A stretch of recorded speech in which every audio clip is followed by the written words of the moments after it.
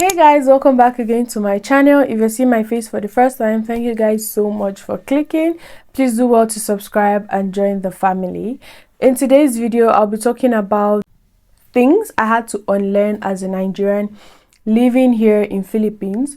For those who do not know, I am a Nigerian. I am currently schooling here in Philippines, picking up the course criminology. Yeah, so let's just get straight into this video.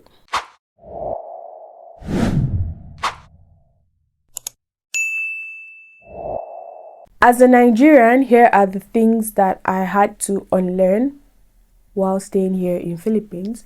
Number one is calling my instructors sir or ma'am. Well, mostly we call them po over here in Philippines. I think some people still call them ma'am, but most of the time in my case, this is like my own experience, I mostly call them po. Reasons because all the time I called my instructor, I think Mr. Nicholas, I called him sir, and then he told me instead he prefers po, because when I call him sir, it makes him feel like he's getting old, so he prefers po. So over here, it's mostly po that we call them. Now moving on to the next one is the telling people good morning, good afternoon, good evening, happy Sunday, like how it's normally done in Nigeria. Over here, it's really not a norm. It's not so compulsory that you have to greet people good morning, good afternoon, or whatever. When I came here newly to Philippines, and I started, obviously that spirit is still in me, and then they did not reply. Nobody answered me. It was like I was not even talking to somebody, right? It's really not that normal. Yeah, it's really not that rampant. Like, it's a big deal in Nigeria. Whoa. If you don't greet your aunties or people there, it's like, Deborah, make you on this someone, Meaning, Deborah, I know how to be insultive simply because I didn't greet. Nigerians, people carry greeting like it's a trophy. They are giving you an award for it. But over here in Philippines, it's really not that serious. Which by the time I want to leave Philippines, I pray and I hope I relearn that, because people not gonna say that I'm insolent or I don't know how to be respectful. Yeah. And then number 3 thing that I had to relearn is 12 p.m. lunch break.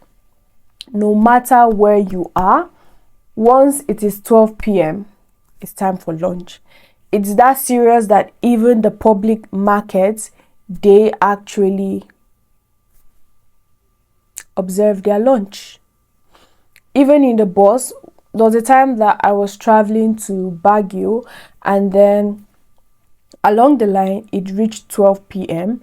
The bus driver had to branch like one stop place, more like a stop, should I say stop point, for them to like go to the restaurant, and people now came down from the bus to like buy snacks and eat food.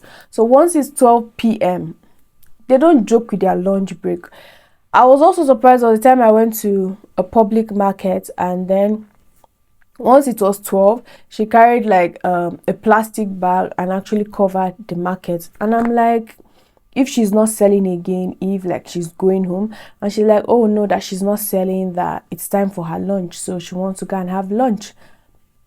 And I'm like, okay, is lunch break that's so deep, that's so serious? But now, me too, I also take my lunch break seriously. Once it's 12 p.m., I've observed my lunch. I've observed my lunch break. So yeah, that is another thing that I had to unlearn, because in Nigeria, see, it's really, maybe the people that could have lunch break would be like the bankers and all those maybe professional jobs. But down to what's this thing called? Down to public markets having lunch break, no, it's really not that deep.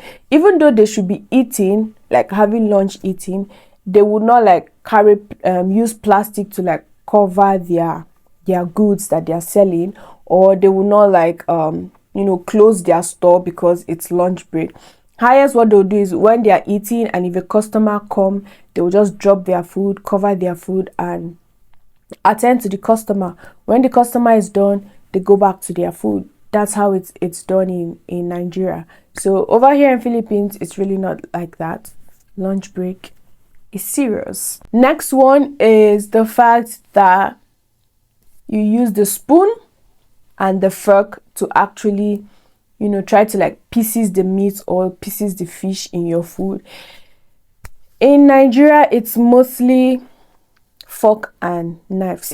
See, yeah, come to even think of it, I haven't even seen fork and knife since I came to Philippines in any restaurant. It's mostly spoon and fork. It's just now that I'm even thinking about it. Have I? I don't think I've seen fork and knife in any restaurant that I have gone to here in Philippines. If you have seen, let me know in the comment section because I haven't. So it's mostly spoon and fork that they use to actually pieces meat or pieces fish that you want to eat. And yeah, so now I'm actually used to it now, making use of the spoon and the fork to actually pieces my meat or my fish to eat, which when I came here newly, I wasn't so used to it because in Nigeria, it's fork and knife. But now when I go back, I have to unlearn again. And yeah, and then the next one I'll be talking about is you're beckoning on someone, you're calling like someone's attention, and the next thing the person is like, back it, meaning why, or the person replies you with what. For an example, okay, it started when I actually messaged my classmate, on Messenger, and I needed like her help for her to like guide me through something. So I was like, hello, I need your help in doing something. And she was like, why? Coming newly from Nigeria, I took that as why? You've not even asked me what's the thing you want me to help you to do. Next thing is why. That seemed like a bit weird for me, but yeah, it's a norm here. Don't feel insulted if any Filipino replies you with buckets. Even my instructors actually do that. Buckets is like, why? What? So yeah, in some situations, I do that. I reply people with why or what. I'm sorry, but it's the Philippines that caused it. Yeah. So in some situations, I actually reply people with why, but yeah, it's really not that deep. I'm really not so used to it, but I'm used to it. I don't know how to put it. Yeah, but there are situations that I find myself asking people, why? What? Meanwhile, it was really not like that in Nigeria. So yeah, I made this video to be quite brief as possible. So let me know also in the comment section, if you're a foreigner living here in Philippines, what are the things that you had to unlearn ever since you came to Philippines. And I'll be in the comment section to see you guys reply. So I'll see you guys in my next video. Do not forget to give this video a thumbs up, subscribe to the channel, and bye for now.